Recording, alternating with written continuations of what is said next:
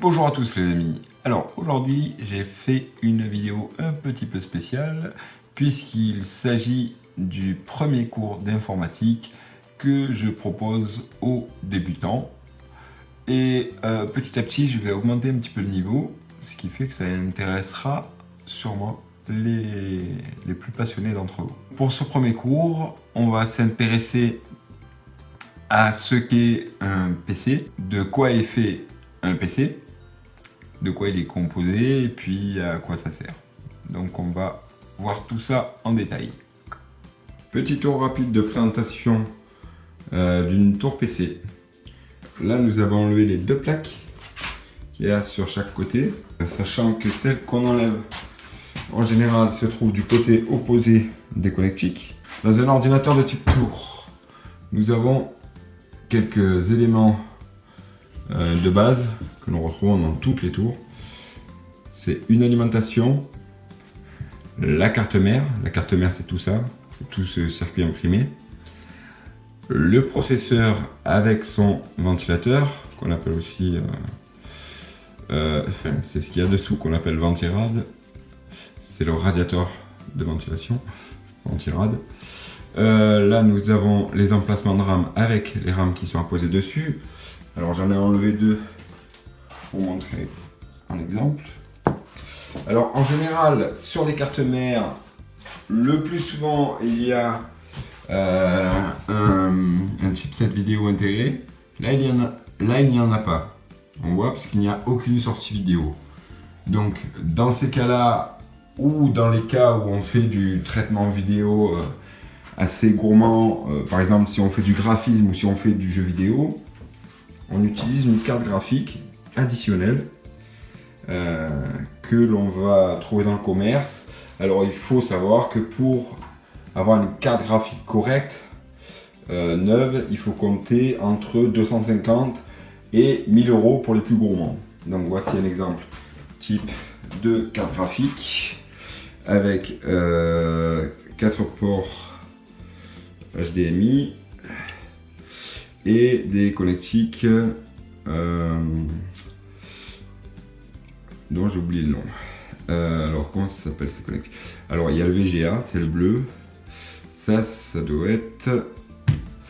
j'ai complètement oublié le nom, je le mettrai en commentaire. Parce que ça m'est complètement sorti de la tête. C'est du DVI. Au niveau des ports à l'arrière de notre carte mère, on retrouve les ports audio.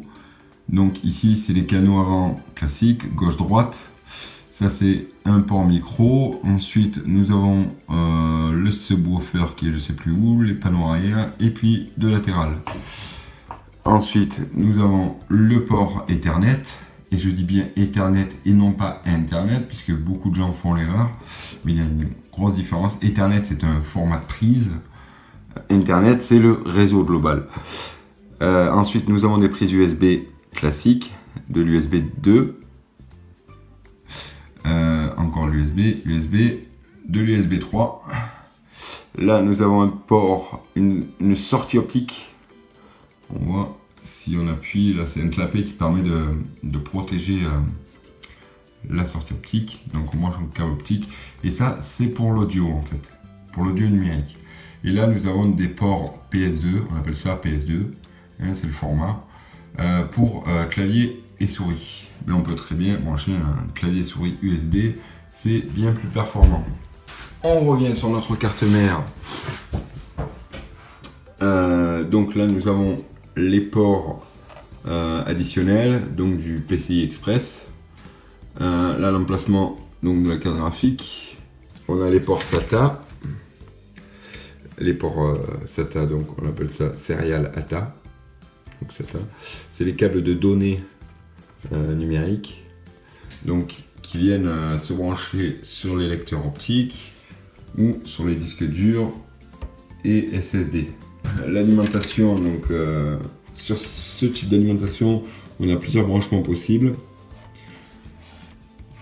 Donc on va brancher les bons câbles qui vont avoir les bons embouts. Donc par exemple ça c'est pour la carte graphique.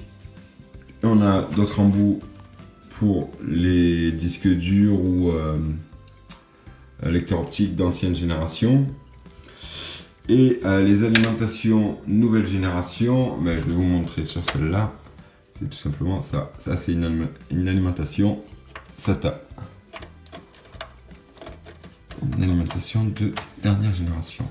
Ensuite, on a les câbles de données SATA. Donc, comme je vous expliquais tout à l'heure, on va le voir de l'autre côté. Donc, les câbles de données SATA, c'est un petit peu la même chose, mais en plus petit. Ça traite les données.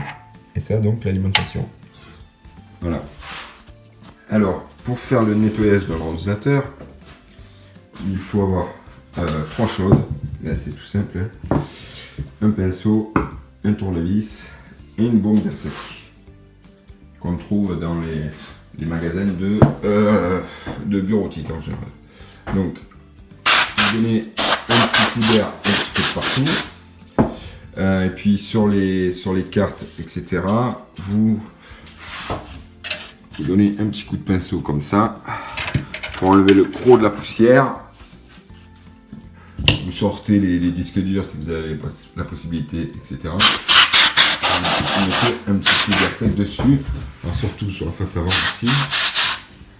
Sur les ventilos, c'est très important. Et j'ai envie de dire, le plus important, c'est l'alimentation, car une accumulation de poussière dans une alimentation, ça peut créer un départ de feu. Ça, on a tendance à le négliger. Donc faites très attention avec ça. Ne pas laisser la poussière s'accumuler sur une alimentation de PC. Voilà, et pareil sur les ventilos de carte graphique. Il suffit de faire un petit peu ça. Un petit coup d'air sec. Bon là je l'avais nettoyé déjà il n'y a pas très longtemps. Voilà. La poussière s'accumule très vite dans une tour PC. Surtout, ça dépend beaucoup de votre environnement, mais c'est que moi j'ai fait des travaux il y a quelques semaines dans cette pièce. Donc la poussière s'accumule très vite. Il y a encore des résidus de poussière de plâtre et de particules de bois dans l'air. Donc elle se dépose petit à petit et puis voilà. Donc ne négligez surtout pas le nettoyage. Parce que au plus votre ordinateur sera propre et au plus il gardera ses performances optimales. Voilà. Donc je vais vous laisser là-dessus. Je vous retrouve très bientôt pour une nouvelle vidéo. N'hésitez pas à mettre un pouce en l'air si la vidéo vous a plu. Et puis je vous retrouve très bientôt pour une nouvelle vidéo.